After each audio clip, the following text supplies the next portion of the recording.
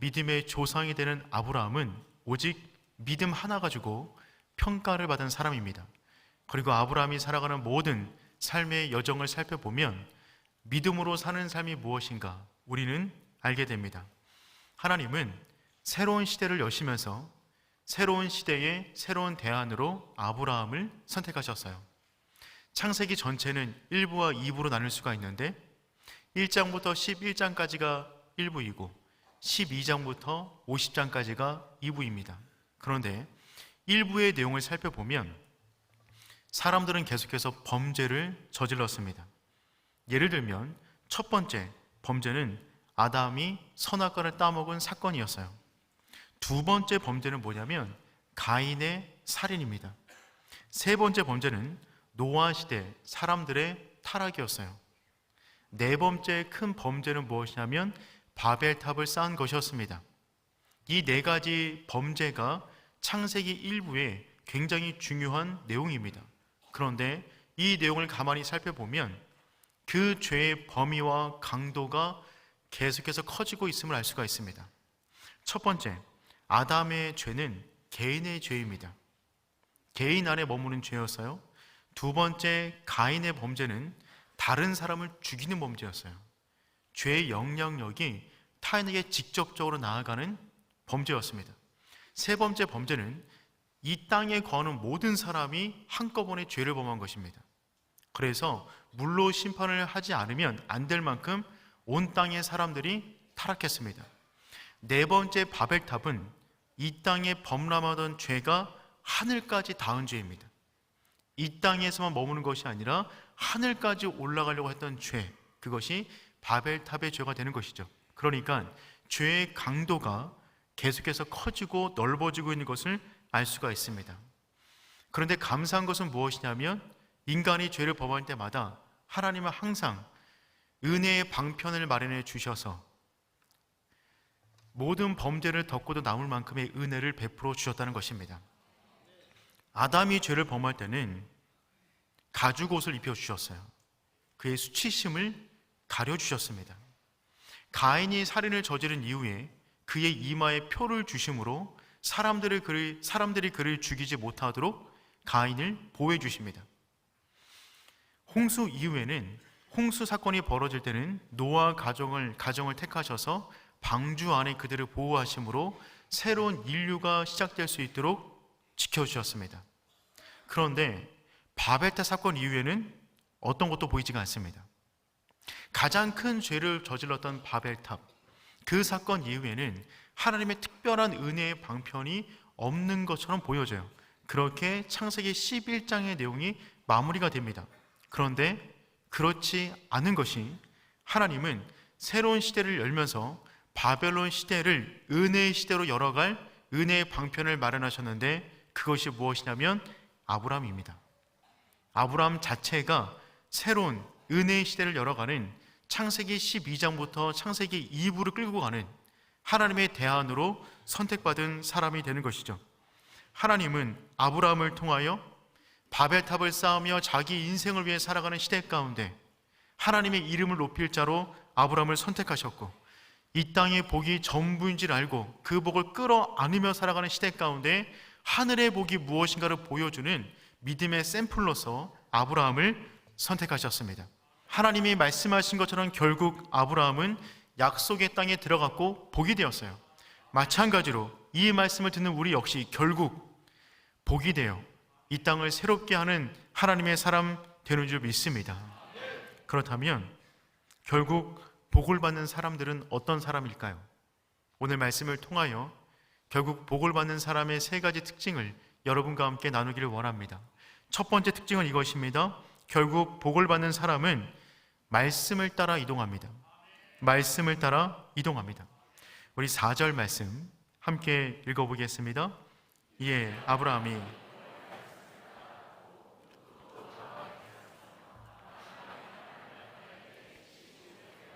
아멘. 이에 아브라함이 여호와의 말씀을 따라갔고, 이에 이 말은 무슨 말이냐면 즉각적인 반응을 말하는 것입니다.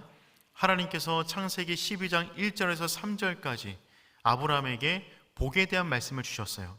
떠나라 라고 말씀하셨어요. 그 말씀을 듣자마자 아브라함은 이에 여호와의 말씀을 따라 온전히 순종해 나아갑니다. 아브라함은 말을 하지 않았어요.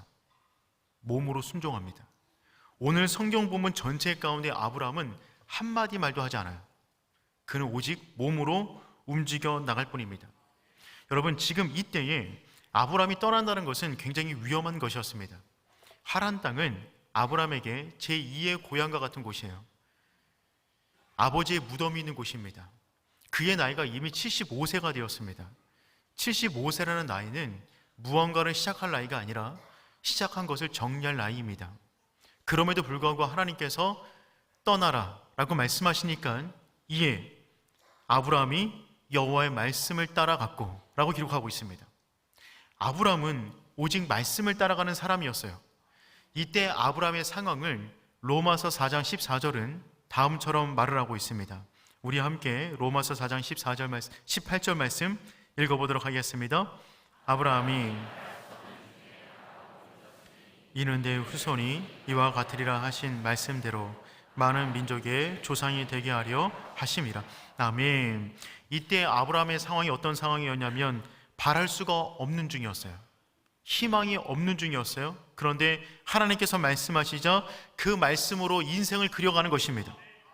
자신에게 주어진 환경을 따라, 여건을 따라 자신의 미래를 그리는 것이 아니라 하나님의 말씀에 따라 자신들의 미래를 그려나가는 것입니다.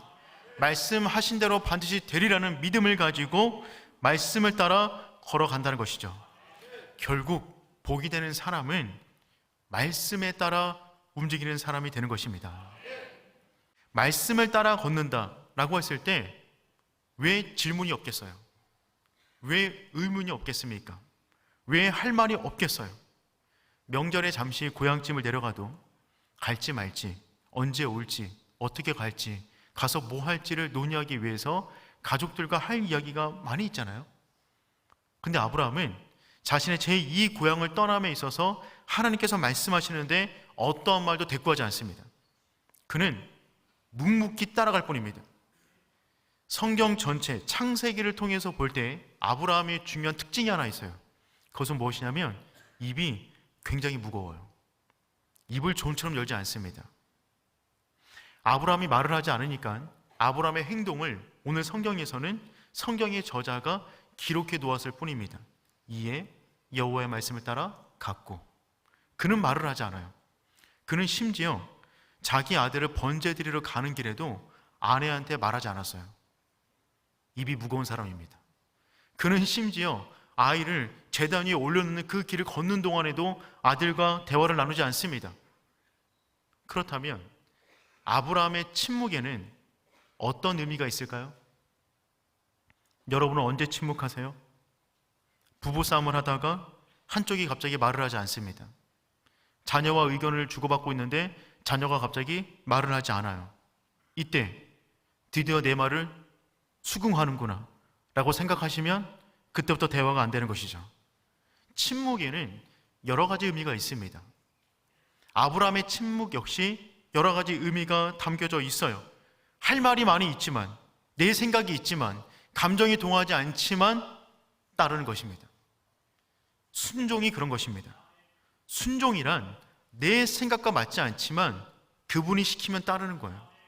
내 감정과 맞지 않지만 그분이 시키면 따르는 것입니다. 내 생각, 내 감정과 맞는 것을 따르는 것은 순종이라고 말하기 어려워요. 순종은 무엇입니까? 나와 다르지만 따라가는 것입니다. 반면 롯은 말씀을 따라 걷지 않았어요. 동일한 방향으로 걷고 있지만 롯은 말씀을 따라 걷는 것이 아니라 아브라함을 바라보고 따라갑니다. 성경의 인물 가운데 우스갯소리지만 가장 큰 복을 받은 사람은 누구일까요? 롯입니다. 롯도 그를 따라갔으며, 그는 정말 롯도 맞은 인생이었어요. 믿음의 사람만 잘 따라가도 어느 정도 복은 받을 수 있어요. 하지만 그에게는 주어진 말씀이 없었어요. 아브라함은 들려진 말씀을 따라 순종했지만 롯은 그렇지 않았어요. 롯도에 맞은 사람들이 인생의 결과가 별로 안 좋다면서요. 롯 역시 마찬가지입니다. 처음에 아브라함 보고 따라갔지만, 약속의 땅에 들어갔지만 결국 보이는 것을 따라 움직였던 롯은 그 땅에 마음이 안 들어 소돔 땅을 향해 걸어가다가 인생의 말년이 비참해집니다. 사랑하는 성도 여러분, 내가 좋아하는 사람, 의지할 만한 사람, 좋아하는 환경, 그것을 따라 움직이는 것이 아니라 오직 들려진 말씀을 따라 움직이는 하나님의 사람 되기를 축복합니다. 결국 그 사람이 복이 되는 것입니다. 두 번째, 결국 복이 되는 사람은 어떤 사람인가? 약속의 땅이 마음에 안 들어도 그 땅을 지키는 사람입니다. 하나님께서 나에게 주신 그 땅이 마음에 들지 않더라도 그 땅을 믿음으로 지키는 사람, 그 사람이 결국 복이 됩니다. 5절 말씀 한번 읽어보겠습니다. 아브라함이 그의 아내 사레와 조카 롯과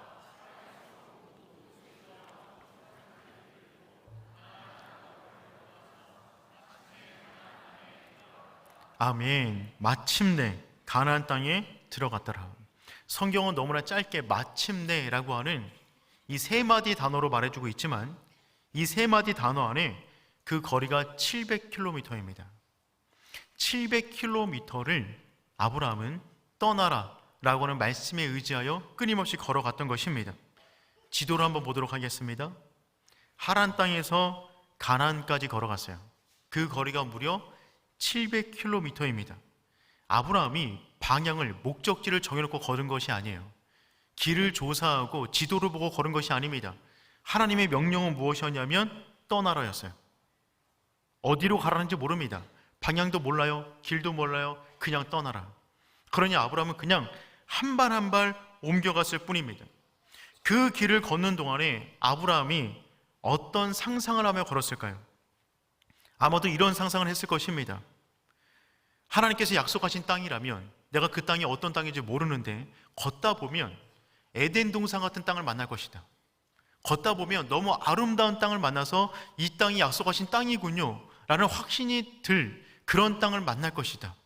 하나님께서 그렇게 말씀하셨으니 그렇게 그 땅에 대한 그림을 가져가면서 한 발 한 발 걸어갔을 것입니다. 그런데 걷다 보니까 척박한 땅을 만나게 되었어요. 좋은 땅을 떠났어요. 갈대아 우르. 그리고 하란에 정착했어요. 하란도 좋은 땅입니다. 그런데 하나님께서 가라고 말씀하셔서 믿음을 가지고 700km를 고생하며 걸어왔습니다. 그 가나안 땅에 들어갔는데 그 땅이 너무나 척박한 것입니다. 그 땅에 머물 수가 없는 거예요. 아브라함이 있던 곳은 어디냐면 갈대아 우르인데 이곳은 메소포타미아 지역이에요. 지도를 한번 볼까요? 지도로 보시면 유프라테스와 티그리스 강이 보이시나요? 믿음의 눈이 열리시길 축복합니다. 그 강줄기 맨 끝에 있는 도시가 갈대아 우르인데 여러분 메소포타미아라는 뜻이 어떤 뜻이냐면 메소는 가운데 사이고 포타미아는 강이에요. 그러니까 강 사이에 있는 도시가 메소포타미아입니다. 이 강이 그 유명한 유프라테스와 티그리스 강이 되는 것이죠. 그런 이 지역은 문명의 발달지예요. 풍족한 물과 산업, 목축이 융성한 곳이 바로 이 지역이었어요. 이 지역에서 떠나서 내가 내게 줄 그 땅으로 가라라고 말씀하셨으니 아브라함은 당연히 이곳보다 더 좋은 곳을 그리지 않았을까요? 그러한 믿음 가지고 한 발 한 발 걸어간 것입니다. 그런데 들어가 보니까 그 땅은 너무나 척박한 곳이었어요. 머물 수 있는 공간이 없었단 말입니다. 그러니 여러분이 아브라함이라면 이런 생각하지 않으시겠어요? 하나님, 이곳이 맞긴 맞는 겁니까? 이곳에 서는 것이 맞습니까? 아니 약속 붙잡고 따라왔는데 고작 이 땅 주시겠다고 한 것입니까? 제가 그때 하나님 음성이 아니라 지나가는 사람 음성이었는데 제가 하나님 음성으로 잘못 들은 것은 아닐까요? 좀 더 나아가 볼까요? 이런 마음이 들지 않았겠습니까? 그 마음 가지고 고민하고 있는 그 순간에 하나님께서 말씀하십니다. 그 땅이 맞다. 7절 말씀 읽어보겠습니다. 여호와께서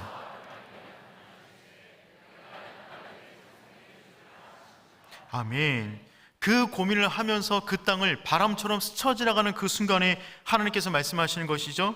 내가 이 땅을 내 자손에게 주리라. 하란을 출발할 때 하나님의 말씀은 단 하나였습니다. 가라. 고. 어디로 가라는지도 말씀하지 않으셨어요. 가라. 멈추라는 말을 안 하시니까 여기까지 온 거예요. 700km를.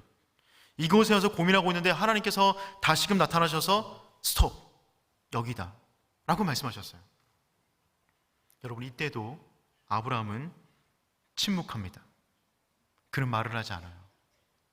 대신 뭘 하냐면 그곳 가운데 장막을 치고 다시 한번 자기가 살 곳을 찾아 움직이게 됩니다. 8절 말씀 읽어보겠습니다. 거기서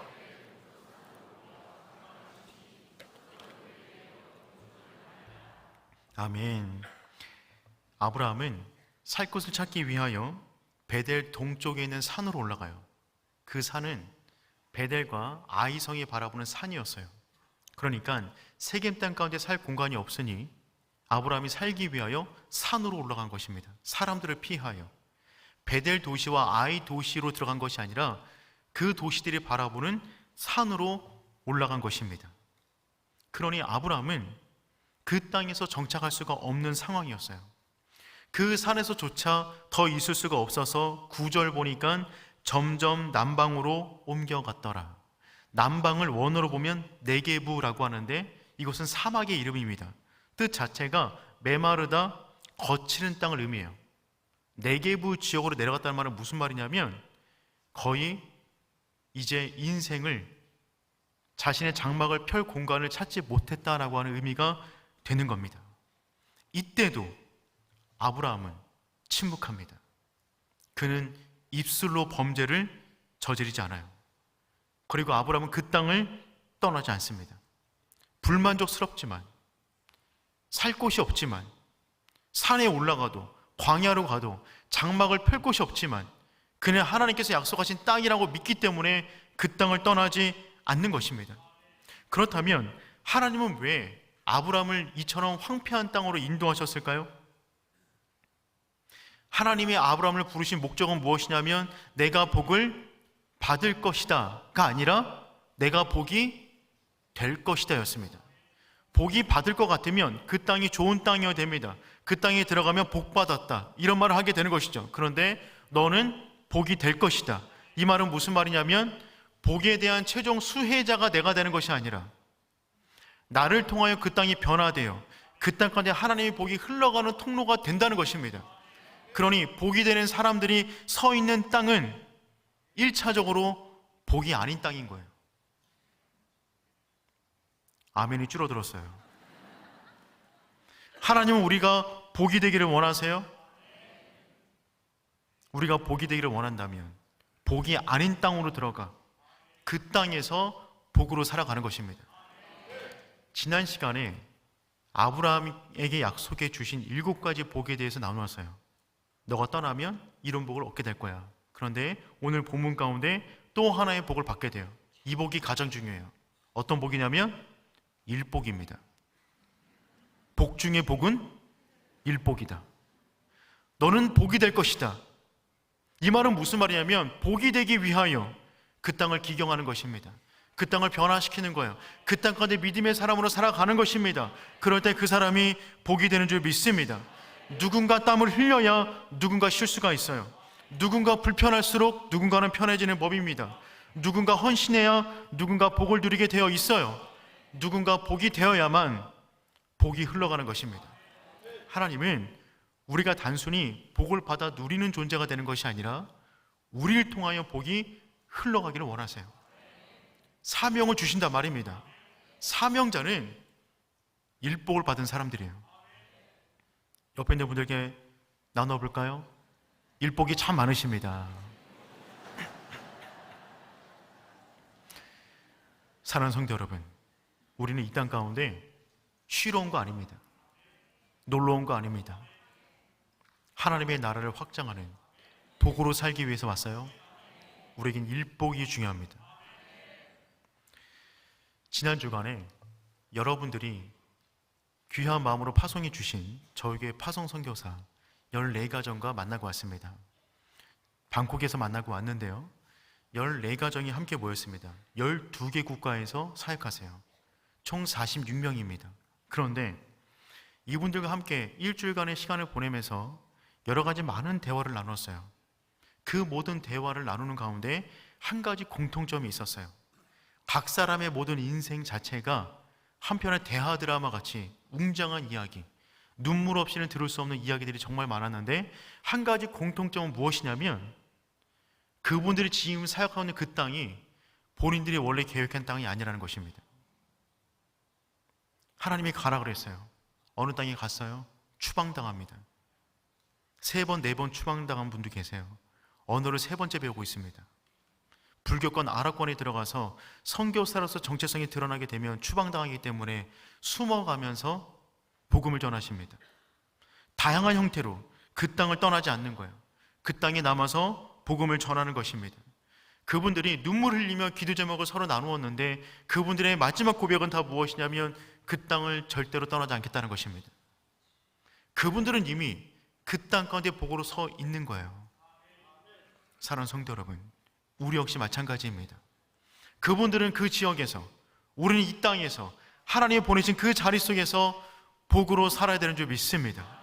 그 땅을 믿음으로 기경하고 그 땅 가운데 믿음으로 살아가 저주받은 그 땅이 하나님의 복된 땅이 될 수 있도록 주님 오실 그날까지 믿음으로 살아가는 하나님의 사람 되기를 축복합니다.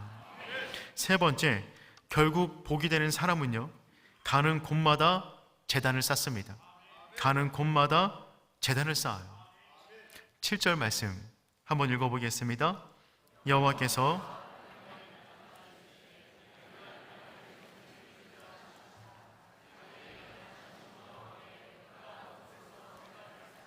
아멘. 여호와께서 말씀하셨어요. 내가 이 땅을 내 자손에게 주리라. 아브라함은 마음에 들지 않았어요.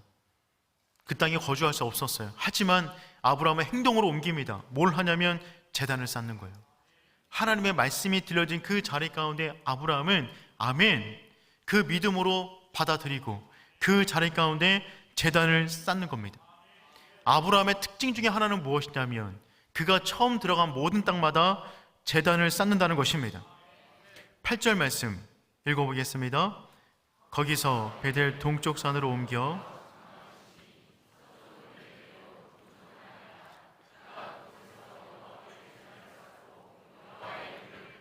아멘. 여기도 보니까 세겜 땅에서 제단을 쌓은 이후에 동쪽 베델 동쪽 산으로 올라온 아브라함은 그곳에 장막을 치고 그리고 곧바로 제단을 쌓습니다. 그리고 본문 가운데 유일하게 한마디를 해요. 여호와 이름을 부릅니다. 여호와, 그 한마디만 외쳐요. 그러니 생각해 보세요. 순서가 중요합니다. 제단이 먼저예요. 그 다음에 장막, 그 다음에 제단입니다. 그러니 아브라함의 장막은 어디에 있습니까? 제단 사이에 있어요. 그는 가는 곳곳마다 제단을 먼저 쌓고 장막을 쌓고 그 땅까지 또 제단을 쌓았어요. 그의 인생은 제단 사이에 있었어요. 은혜 안에 있었어요. 말씀 안에 있었어요. 그 땅에서 여호와를 부르는 인생을 살아갔다는 것입니다. 사랑하는 성도 여러분, 이런 사람이 결국 복이 되는 것입니다. 그가 거한 모든 땅마다 제단을 쌓는 겁니다. 여호와 이름을 부르는 것입니다. 그 땅에서 한 번도 여호와 이름이 불려지지 않았는데, 그 땅에서 한 번도 예배가 올려지지 않았는데 그 사람이 들어감으로 말미암아 그 땅 가운데 제단이 세워지는 것입니다. 저는 오른의 모든 성도들이 받는 모든 땅마다 제단이 올려지기를 축복합니다. 벌써부터 흥분되지 않나요? 여러분이 해외여행 갔는데 그 호텔에서 예배를 드리는 거예요. 어쩌면 여러분이 그 호텔 그 객실에서 예배드린 첫 번째 사람일 수도 있습니다. 여러분이 차를 타고 어느 식당에 들어갔는데 그 식당을 축복하며 그곳에서 기도하는 거예요. 어쩌면 여러분이 그 식당에서 드린 첫 번째 기도일 수 있어요. 여러분의 가정이, 여러분의 일터가, 여러분이 만나는 모든 사람 관계 속에서 제단을 쌓는 것입니다. 하나님의 사람은 어떻게 세상을 섬깁니까? 우리는 어떻게 세상에 복이 될 수 있습니까? 하나님의 사람은 세상을 어떻게 변화시켜 나갑니까? 제단을 쌓음으로 변화시키는 것입니다. 제단을 쌓음으로 복을 흘려보내는 것입니다. 우리가 세상을 섬기는 방법은 예배예요. 우리가 거는 모든 곳에서 제단을 쌓고 여호와 이름을 불러 그 땅에서 하나님이 영광을 받으시고 그 땅까지 하나님이 예배하신 복이 흘러가도록 서 있는 그 사람이 복이 되는 줄 믿습니다. 바벨탑 이후에 하나님은 아브라함을 선택하셨어요. 자신의 영광을 위하여 바벨탑을 쌓는 시대 가운데 하나님은 하나님의 제단을 쌓을 움직이는 성소로서 걸어가는 모든 곳곳마다 하나님의 제단을 쌓을 사람을 선택하셨습니다. 그 사람이 복입니다. 사랑하는 성도 여러분, 우리가 그런 복이 되기를 축복해요. 결국 아브라함은 가나안 땅에 들어갔습니다. 그는 그 땅의 복이에요. 가나안 땅에 아브라함이 들어간 것 자체가 이미 그 땅은 복을 받은 것입니다. 그는 그 땅 가운데 복으로 살아가는 것이죠. 결국 복이 되는 사람, 말씀을 따라 움직이는 사람입니다. 롯처럼 사람 보고 움직이는 것이 아니에요. 복이 되는 그 사람, 그 땅이 마음에 들지 않더라도 그 땅 가운데 믿음으로 살아가는 것입니다. 나에게 주어진 일, 사명, 일복도 복이다 라고 하는 믿음을 가지고 그 땅 가운데 믿음으로 몸부림치는 것이죠. 세 번째, 밟는 모든 땅마다 제단을 쌓는 거예요. 그 땅에서 여호와 이름을 부르는 것입니다. 그 사람이 결국 복이 됩니다. 사랑하는 성도 여러분, 여러분을 통하여 하나님의 복이 여러분이 걸어가는 모든 곳마다 흘러가기를 축복합니다. 여러분은 결국 복이 될 것입니다.